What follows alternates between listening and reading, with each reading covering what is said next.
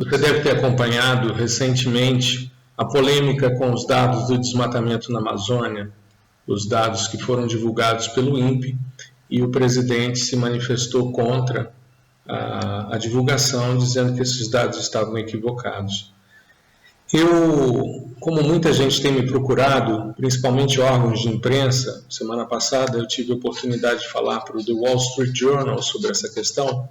Eu tenho sempre frisado a importância da utilização de dados de sensoriamento remoto, que são dados considerados, inclusive, como dados periciais. Eles têm precisão para tal avaliação. E eu resolvi, então, mostrar duas partes nesse vídeo. Primeiro, falar um pouquinho sobre o sistema de observação que é feito pelo INPE, tanto no DETER como no PRODES, e mostrar um pouco das pesquisas que eu fiz ao longo dos anos e algumas sugestões de melhorias que eu acho que podem ser incorporadas na avaliação do desmatamento. Bom, o DETER, que você acessa ele no site do INPE, como você pode ver aqui, né, o site do Observação da Terra, né, obt.inpe.br. O DETER ele é um sistema de detecção diária de desmatamento.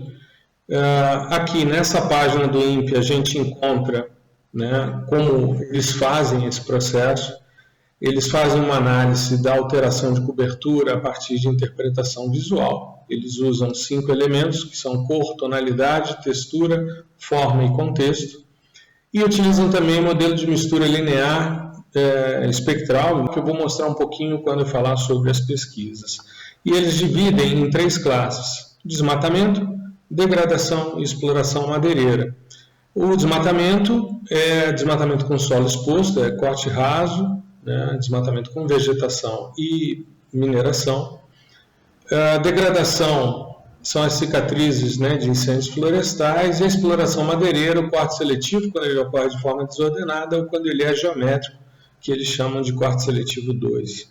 Inclusive, aqui no site, eles têm o portal, o artigo que foi publicado, né, que mostra toda a metodologia.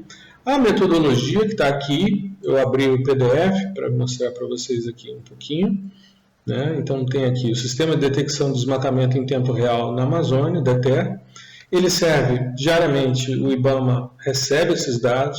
Eu já tive estudantes meus de graduação que foram fazer o trabalho de suporte nessa questão do geoprocessamento. Então eles recebiam os polígonos, plotavam sobre as imagens e passavam para as equipes para que eles fossem a campo para lavrar os autos de infração, né? Então o DETER se baseia em imagens de sensoriamento remoto e dispara alarmes, né, diários para o IBAMA, e os dados também estão disponíveis num portal, sistema que está também vinculado ao INPE. Então aqui a política de divulgação dos dados, o investimento do MCT no futuro do PRODES e do DETER, né? O PRODES é a discussão que ocorre anual do desmatamento. Aqui ele fala um pouquinho sobre como é o sistema, tá? Eles utilizam, inicialmente eles utilizavam as imagens do sensor MODES, com 250 metros, no satélite Terra. Depois o WFI, do Cibers 2B, né? Eles utilizaram esses dois.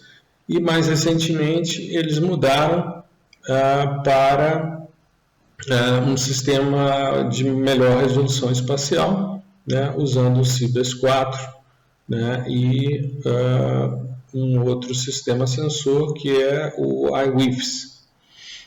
Então está tudo descrito aqui. Então tem aqui o desmatamento, ele começa, o alerta é dado pelo DETER para que as equipes possam ir verificar, e no final do ano aí o que foi corte raso acaba sendo verificado. Muito bem. Aqui a gente tem no site, nesse portal Terra Brasilis, tá, que é uma plataforma de dados georreferenciados vinculados ao INPE, a Diretoria de Processamento de Imagem, e você tem aqui o mapa e o dashboard, tanto do PRODES como do DETER. Vamos começar com o DETER para a gente verificar como é que isso funciona. Então eu vou abrir aqui né? Eu já tinha aberto ele, mas enfim. Ele me dá então uma análise, né? Aqui uma área geral e o número de alertas.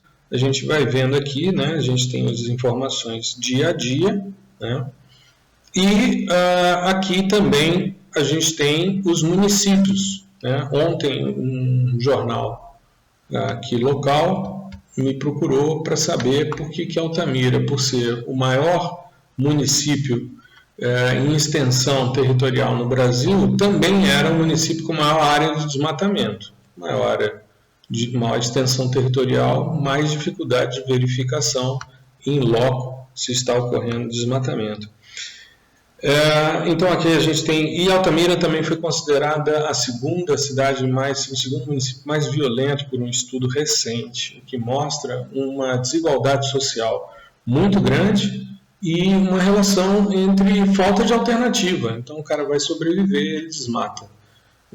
Eu acho que ninguém, em sã consciência, comete um ilícito de desmatamento, sabendo das possibilidades que tem de ser preso, de sofrer sanções, se ele não estiver passando necessidade.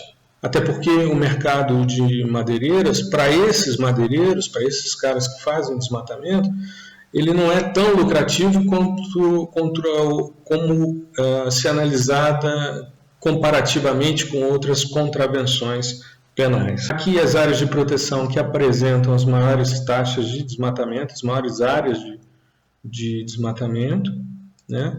E por estado. Então você vai clicando aqui por exemplo é o Mato Grosso, então ele te dá aqui o estado, quando você para o cursor, né? Você tem aí o Mato Grosso, 6.128,29 km², aqui é o estado do Pará, que é o segundo, com 3.743,63. E aqui, desmatamento com solo exposto, cicatriz de incêndios, degradação, corte seletivo 2, que é aquele geométrico, tipo 1, que é o desordenado, desmatamento com vegetação e mineração.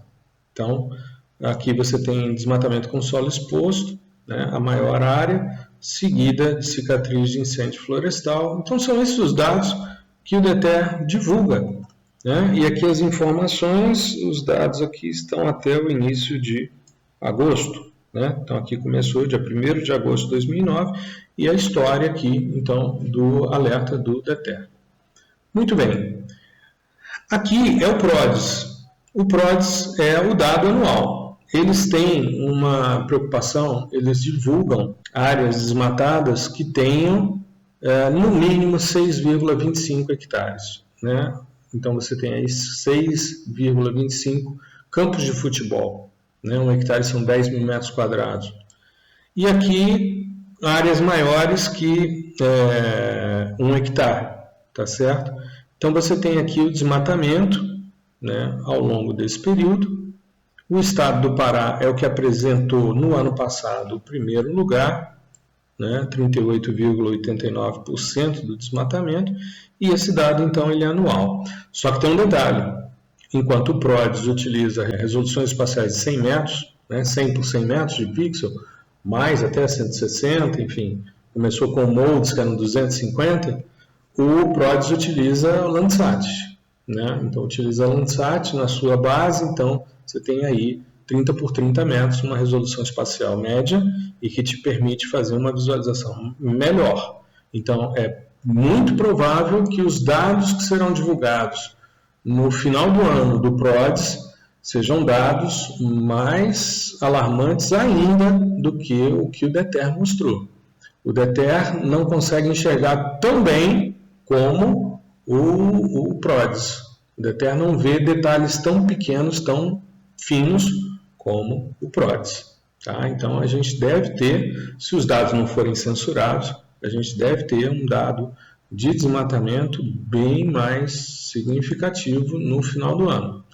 Deixa eu abrir aqui o dashboard de alertas, o mapa de alertas. Né? Então, quando a gente pega aqui o DETER e o mapa, não é só para a Amazônia, tá certo? Então aqui, ó, o desmatamento no Cerrado, você tem que vir aqui ao lado e destacar que você quer a Amazônia legal, né? Então você vai tirar o cerrado.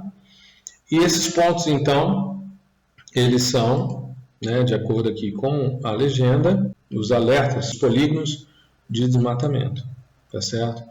A legenda aqui, essas áreas aqui são cicatrizes de queimada em vermelho, né? O corte seletivo, ele vai aparecer quando ele é um corte geométrico, né?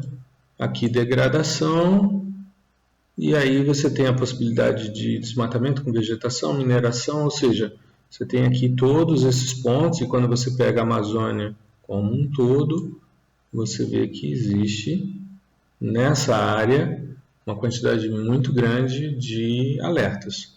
Principalmente porque essa região aqui, onde está passando o cursor, que é o arco do desmatamento, que é por onde a fronteira agrícola avança, ela já está bastante desmatada, né? Então, se a gente pegar um mapa da Amazônia e imagens de satélites, a gente vai perceber que a coisa está caminhando mais em direção à área mais central do bioma, tá?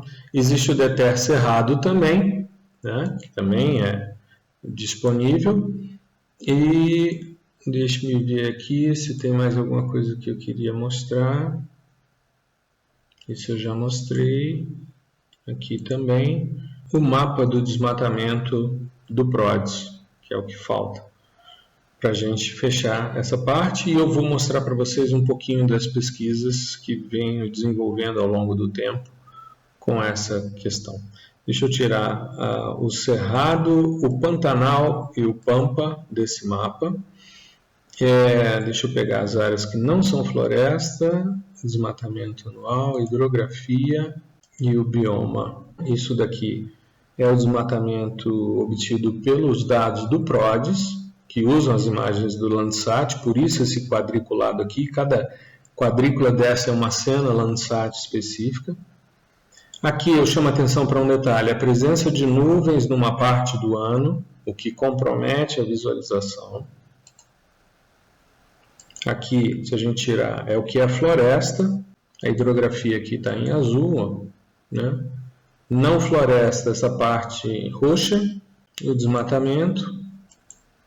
Está aqui, e a gente pode trabalhar com também Amazônia Legal, está aqui. A gente pode expandir a área para a Amazônia Legal. E aí a gente vê que toda essa parte em roxo aqui, ó, é o arco de desmatamento, que também é um arco de queimada. Então existe o bioma e existe a Amazônia Legal, que é a porção da floresta no contexto brasileiro, né? A gente não está avaliando aqui a Amazônia peruana, boliviana, colombiana, enfim, a sul-americana em geral. Eu vou fazer uma pausa para colocar para vocês, então, os nossos estudos relativos à Amazônia, alguns trabalhos que orientei ao longo desses anos, e também uma proposição, porque como eu mostrei para vocês aqui, a presença de nuvens nessa porção, principalmente de floresta, ela acaba sendo prejudicada e tem sido utilizada pelos madeireiros, porque se você tem a possibilidade de ver durante o período de seca, no período de chuva, a interação do satélite se dá com o topo da nuvem e aí você não consegue ver mais nada. No primeiro bloco eu mostrei para vocês como é que funciona o DETER e o PRODES, e vou mostrar algumas pesquisas sobre desmatamento e sobre queimada na Amazônia usando sensoriamento remoto. Essa apresentação eu fiz num seminário de investigação que o Sensipan realizou aqui em Brasília em 2017 e acrescentei alguns trabalhos que foram feitos. Lembrando que quaisquer dúvidas que você tenha com relação ao que está sendo falado aqui no vídeo, você pode me mandar um e-mail, gmbaptista@gmail.com. Esse P é mudo, mas ele consta, né? gmbaptista@gmail.com. E tanto no Instagram, como no LinkedIn, no Twitter, no Facebook, você me encontra, Prof. Gustavo Batista. aproveita e se inscreve aqui no canal no YouTube para que você possa, de tempos em tempos, ter acesso aos materiais mais densos, palestras, algumas discussões mais amplas que tomam mais tempo do que os posts diários que eu faço tanto no Instagram como no LinkedIn, no Twitter e no Facebook. Bom, quando a gente pensa em termos globais, as florestas tropicais elas ocupam quase 13,4, aproximadamente 13 milhões e 400 mil quilômetros quadrados, aproximadamente.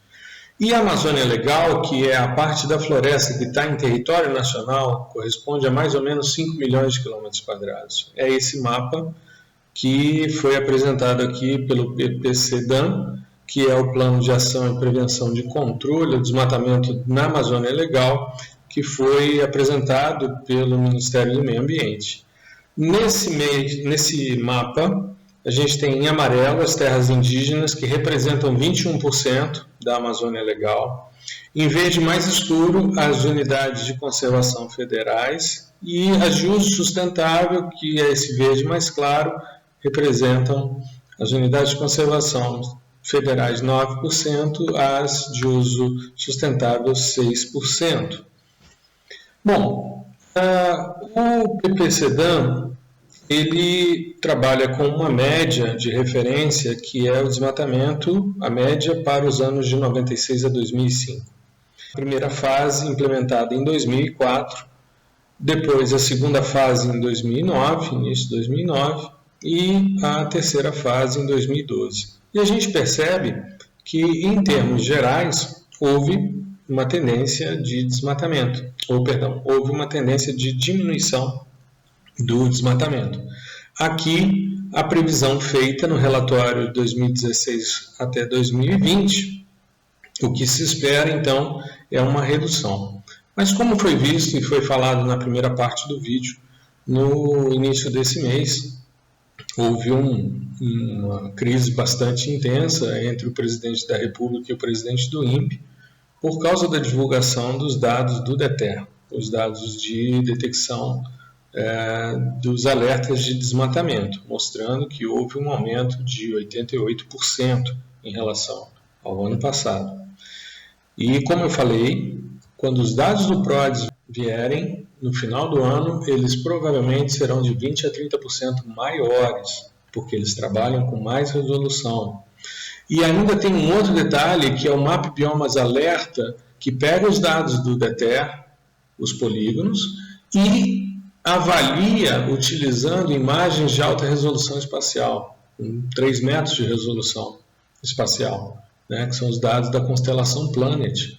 Então, o nível de precisão aumenta cada vez mais. Quanto mais você aumenta a resolução espacial, mais desmatamento você vai perceber, principalmente os cortes seletivos, que muitas vezes são obliterados por uma resolução espacial mais grosseira que acaba mascarando os dados que estão disponíveis para avaliação, principalmente a parte de solo exposto, a parte de cicatrizes de queimada, que de alguma forma acabam, quando o dossel é muito denso, acabam sendo obliterados, acabam sendo mascarados.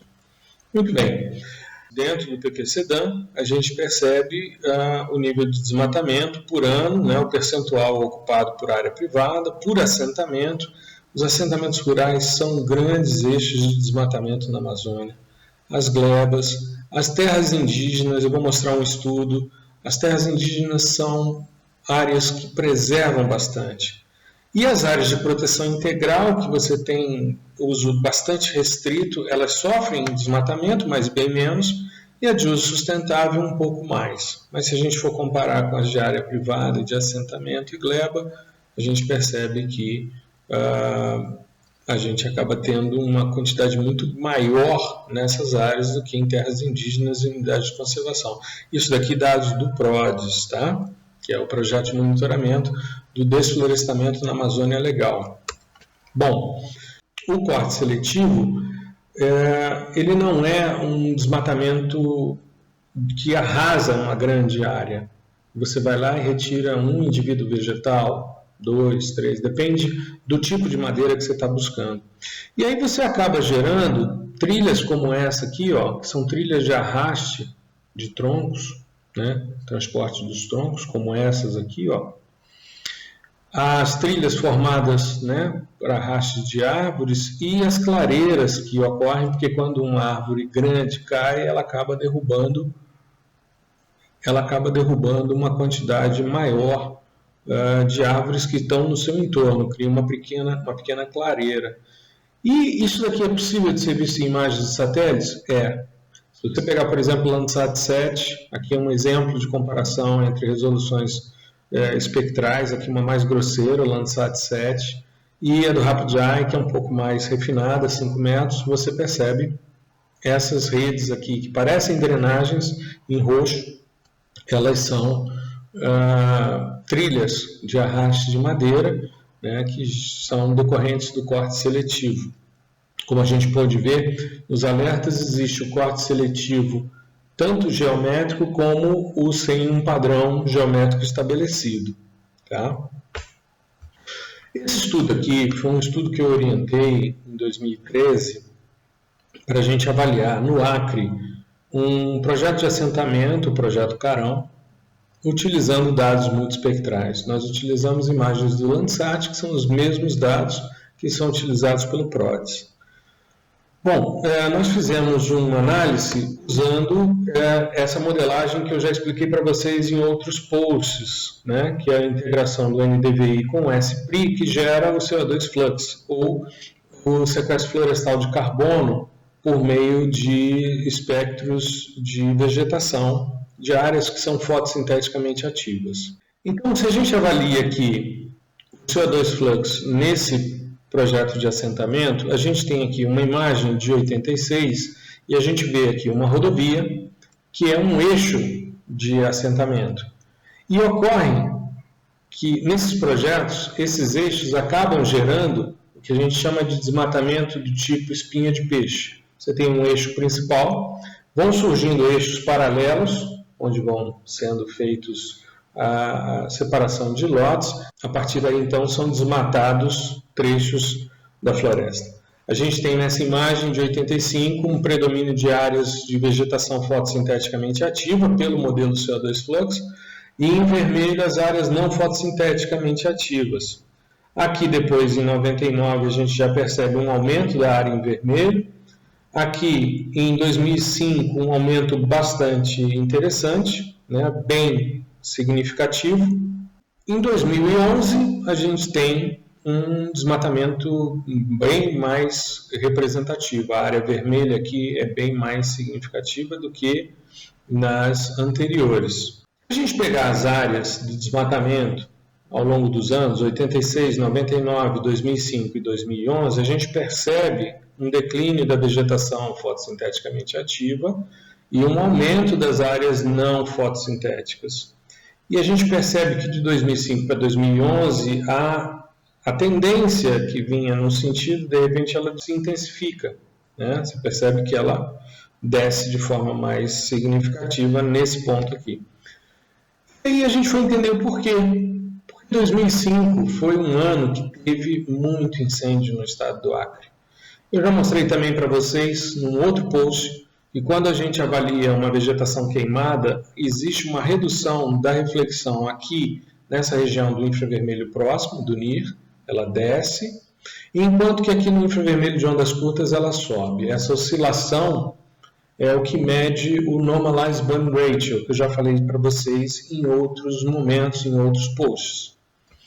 Então, avaliando o Normalized Burn Ratio relativizado, né, e fazendo uma leitura do NBR antes da queimada, no pré-fogo, menos o do pós-fogo, e relativizando pelo pré-fogo, a gente percebe entre o dia 9 do 7 e o dia 11 do 9, uma grande quantidade de áreas de baixa severidade, ou seja, do amarelo para o vermelho, são as áreas que queimaram, áreas de baixa severidade, severidade moderada, baixa e alta, e áreas de alta severidade, essas áreas em vermelho. Esse estudo aqui, nós fizemos em vários estados, praticamente todos os estados da Amazônia Legal, e foi publicado na Revista Brasileira de Cartografia em 2017. Esse estudo nós fizemos uma análise sobre terras indígenas, sobre assentamentos e sobre um tipo de assentamento que vem sendo implementado no oeste do Pará, no sul do Amazonas, que são os assentamentos de uso sustentável. O que a gente percebeu? As terras indígenas, elas têm praticamente mais de 90% do seu território de vegetação fotossinteticamente ativa, ou seja, eles preservam bastante. Eles têm uma relação de muito respeito pela floresta e uma sinergia muito grande. Os assentamentos rurais, grande maioria, não respeita sequer o limite imposto pela legislação, que é de preservação de 80% da área do assentamento. Aqui, esses lineamentos aqui são as espinhas de peixe que eu falei anteriormente. Mas os assentamentos de uso sustentável, eles já têm uma visão um pouco diferente, eles já partem do princípio da sustentabilidade. Então, eles apresentam, em torno de 80%, quase 90% de vegetação fotossinteticamente ativa, de área florestada preservada nos seus territórios. Isso é muito interessante. A Yuri, que estava fazendo esse estudo aqui na especialização, deu continuidade no seu mestrado, estudando essa terra indígena. Ela trabalha no IBAMA e foi com o pessoal da fiscalização fazer campanhas de campo nessa terra indígena. Nós aproveitamos e utilizamos a lógica do modelo linear de mistura espectral, o mesmo modelo, a mesma lógica que é usada no DETER. Eu mostrei para vocês na descrição da metodologia do DETER que eles pegam o modelo de mistura espectral e diz que iria explicar aqui. O que acontece? Vamos pegar esse pixel aqui, esse ponto que está destacado aqui com esse pin amarelo. Ele está a 9 graus de latitude, 48 minutos e 13 segundos de latitude sul, 64 graus, 26 minutos, 25 segundos de longitude oeste. É um ponto. Beleza. Aí você pega o espectro desse pixel. Isso aqui é um espectro do Sentinel-2. Aí você pega o espectro desse pixel. Ele tem esse formato aqui. Só que o Sentinel-2, no nosso caso, nós trabalhamos com 20 metros. O que acontece? Você tem 20 por 20 metros, ou seja, 400 metros quadrados de área. Esse é um pixel do Sentinel. A vantagem do Sentinel é a periodicidade. A cada 5 dias, como eles são 2 satélites dispostos 180 graus, a cada 5 dias você tem uma nova imagem. A gente já falou sobre isso quando do incêndio de Braga, que é um dos posts que está no Instagram. E você pode assistir lá. Bom, é um postzinho rápido, 1 minuto e não mais do que isso, mas que te explica bem, ou então dá uma olhada também no webinar Aplicações Práticas da Reflectância da Vegetação, que está aqui no meu canal no YouTube. Então, nesses 400 metros quadrados, você tem uma diversidade de alvos. Você tem, nesse ponto, você vai ter floresta, mas você tem solo e tem água. E o que o modelo de mistura me diz? Que esse pixel ele tem 23% de água na sua composição, 33% é solo exposto e 44% é floresta. Então, esse pixel aqui é o somatório da água multiplicada pelo percentual que ela ocupa do pixel, o solo pelo percentual que ele ocupa e a floresta pelo percentual que ela ocupa. Isso, então, é o modelo linear de mistura espectral. E o que acontece é que a gente acaba tendo uma imagem fração solo, uma imagem fração água, uma imagem fração vegetação, e a gente acaba vendo como é que isso se organiza. Dentro das áreas, então, aqui é a área indígena, nós pegamos também áreas fora, alguns pontos fora, para poder avaliar. Nessa campanha de campo foi para verificação de corte seletivo.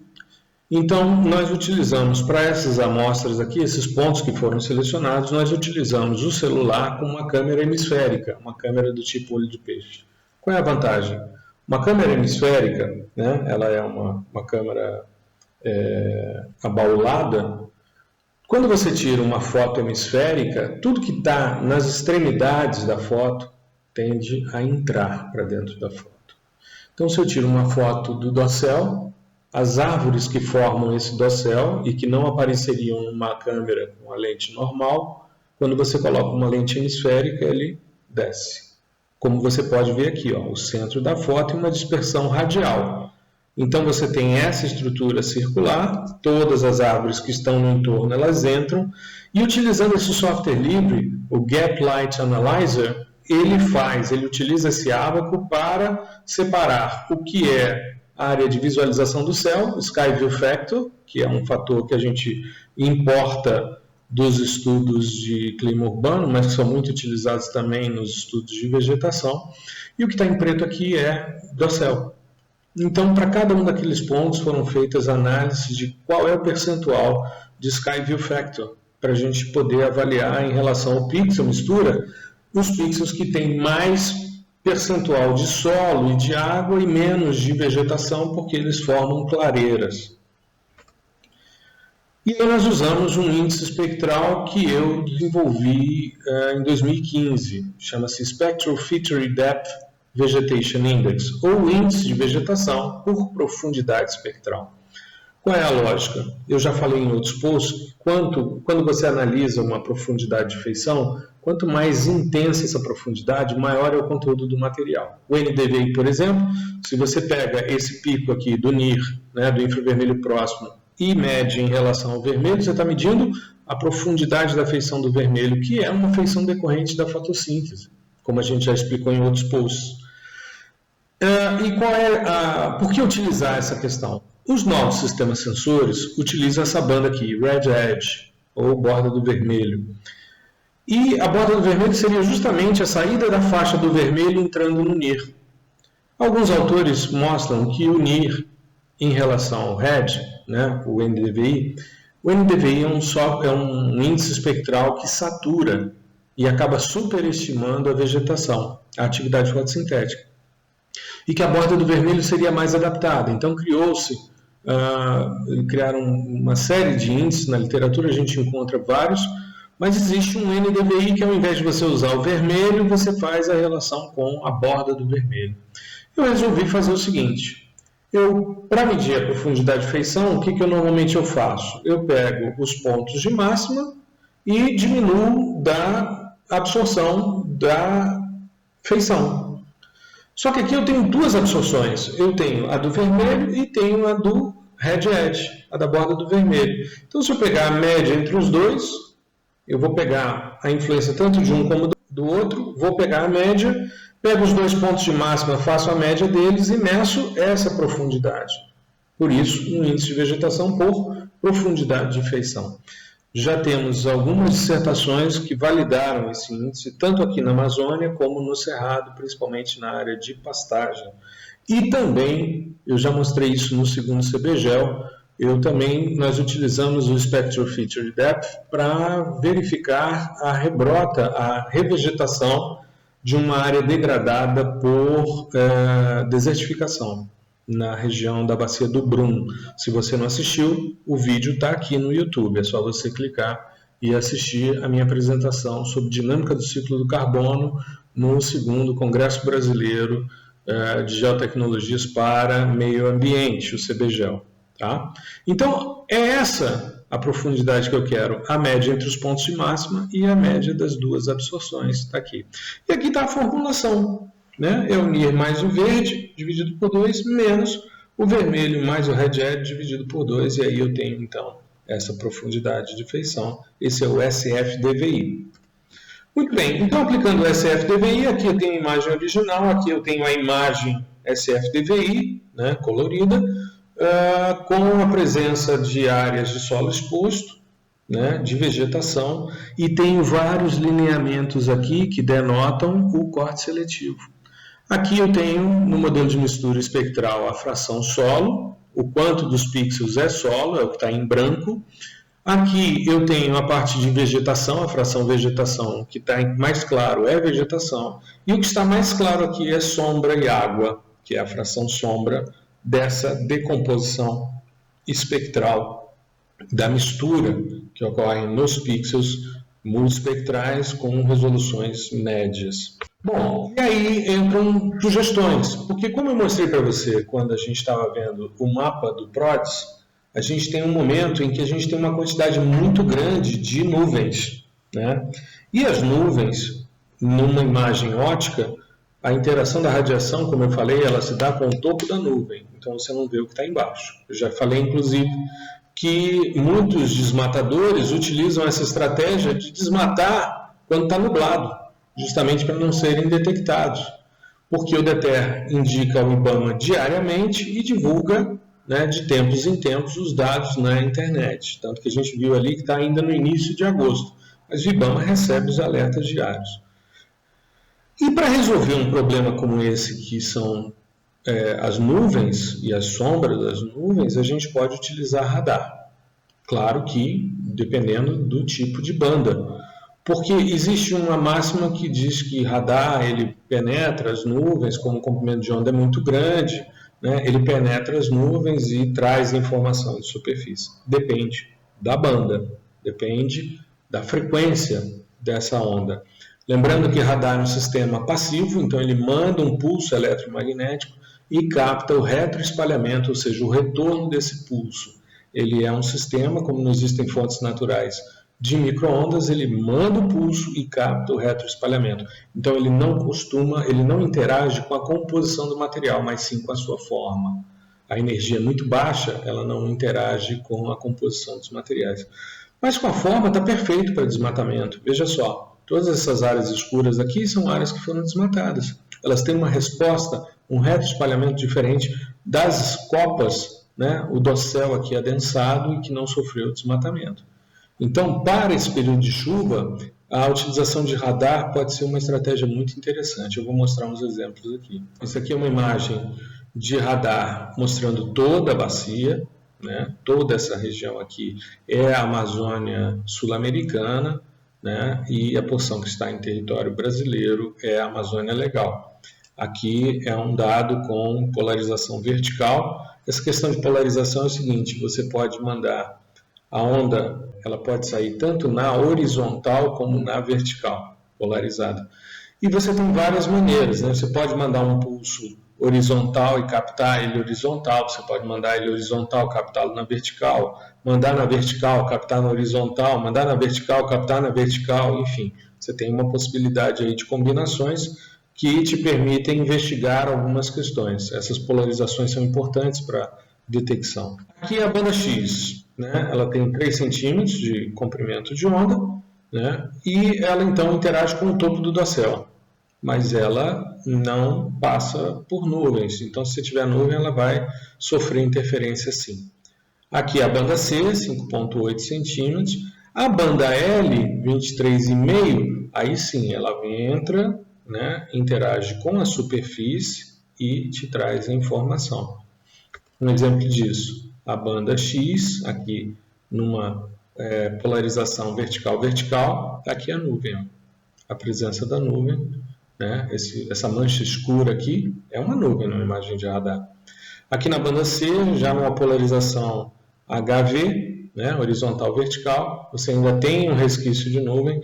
E aqui a banda L, que penetra mais no dossel, você já não vê a nuvem e vê as diferenças aqui em termos de desmatamento, de áreas que tiveram vegetação suprimida. Então é bastante eficiente, né? Esses aqui são exemplos em Rondônia, em 10 de abril de 1994, um exemplo que a gente traz aqui do livro do Jensen.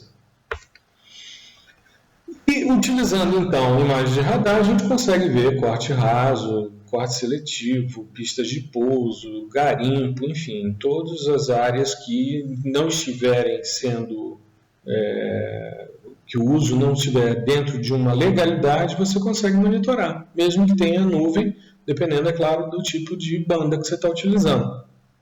Hoje a gente já tem 3 milhões de quilômetros quadrados de imageamento da Amazônia, né? E sendo que a Amazônia Legal são 5 milhões, isso recobre então 65% da Amazônia Legal, que é um recobrimento bastante generoso.